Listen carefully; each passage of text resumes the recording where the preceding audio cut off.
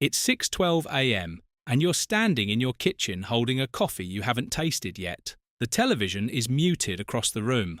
A panel of analysts is arguing over satellite imagery. Red circles drawn over something you already understand. You reach for the remote, not to hear them, but to turn it off. You already know more than they do. Your phone vibrates once against the counter. Not a call, not a message. One vibration.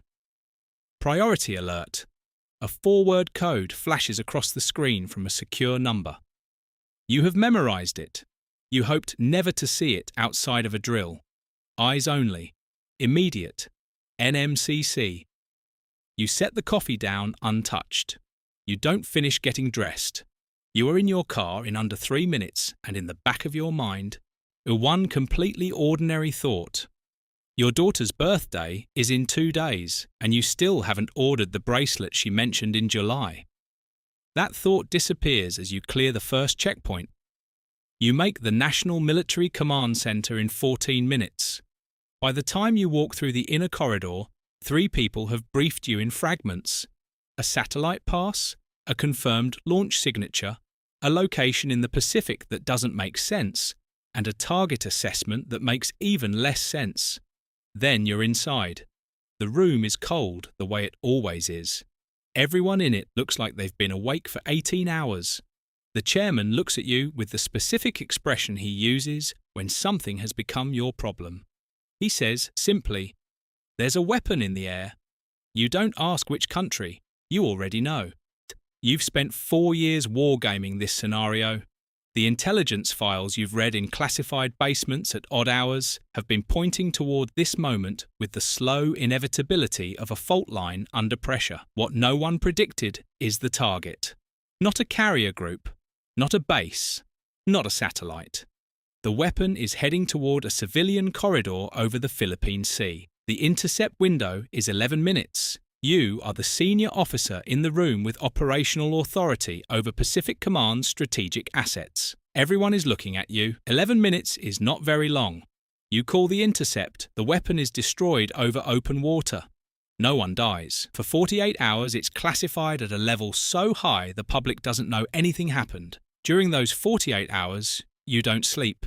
You eat 1 meal, a sandwich someone leaves on a desk near you. You attend 14 briefings and 2 video conferences with theatre commanders. At the end of those 48 hours, a decision is made far above your level. You're given a new title, a new office, a problem. The problem is this: the launch was not an accident.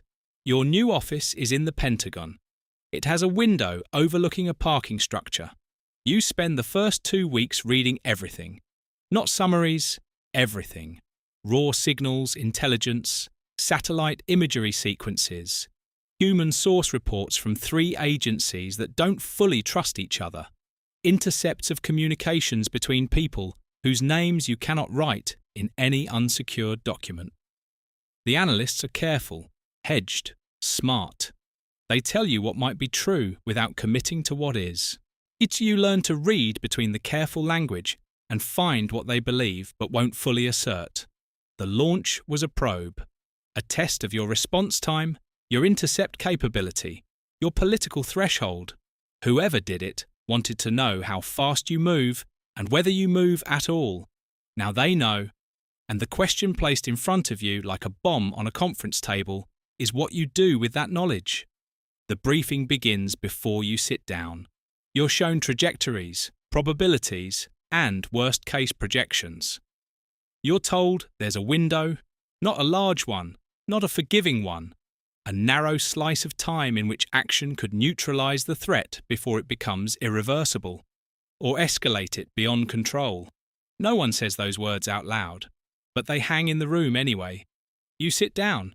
You don't ask for coffee. You ask for options. They always give you 3. The first is restraint. Monitor, posture, prepare. Show force without using it. It buys time. But time cuts both ways.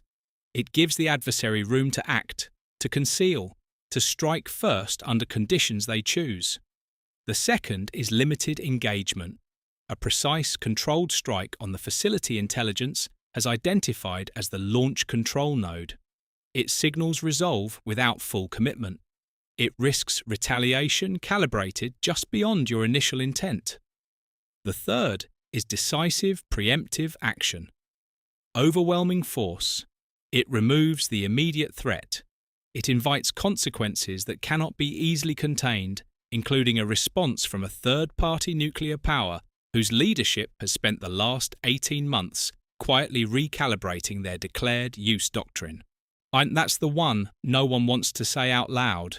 World War III doesn't start with a declaration. It starts with a miscalculation. You lean forward, you ask for the timeline. They give it to you in minutes. You have 47 minutes to issue orders before the operational window closes. After that, targets disperse. Defences adapt. The opportunity disappears, and the adversary, now confident you won't act, begins the next phase of whatever this actually is. You ask for second-order effects. They tell you about alliance reactions, cyber retaliation scenarios, economic shockwaves, a specific escalation pathway that runs through a regional alliance structure. Asymmetric, dangerous.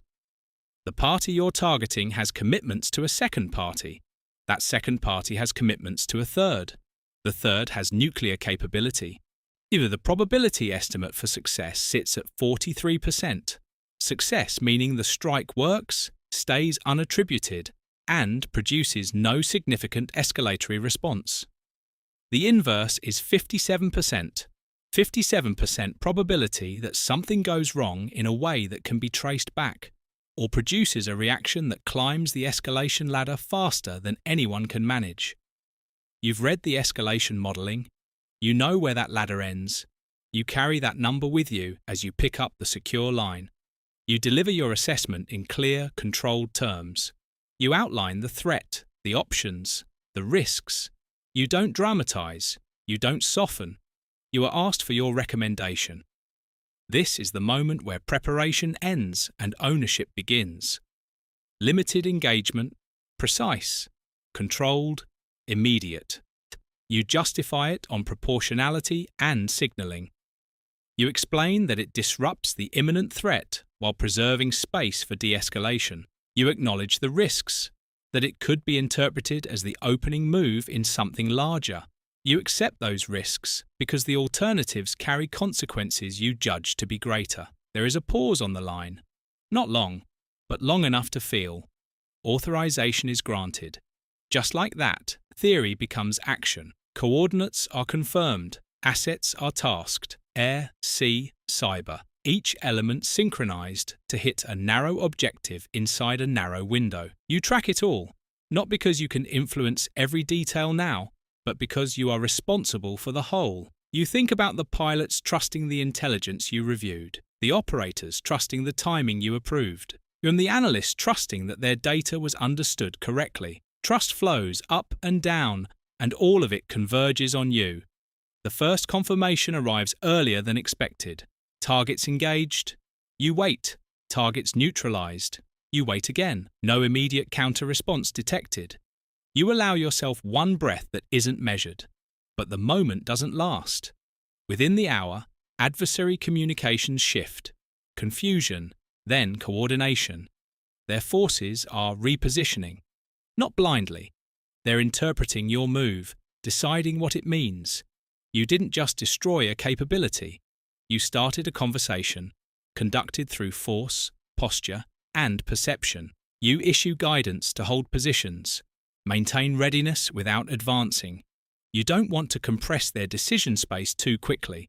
Pressure applied wrong doesn't de-escalate. It ignites. Hours pass. Then a cyber response hits. Infrastructure disruptions, targeted and probing. A message, not a collapse. You interpret it as controlled retaliation. They're responding, but signaling restraint at the same time. You choose discipline over dominance. You reinforce defenses, isolate affected systems, and communicate through indirect channels that your strike was limited in scope and intent. You're not just managing a conflict now, you're managing its meaning. Weeks later, the immediate crisis stabilizes. It doesn't resolve. Tensions remain elevated. Capabilities are repositioned. Trust, globally, is thinner than it was. You're still in the chair. You still wake before dawn. The coffee in your kitchen still goes untouched more often than not. There are new signals now, subtle shifts in posture, in quiet movements that could mean preparation or caution. You don't assume. You don't ignore.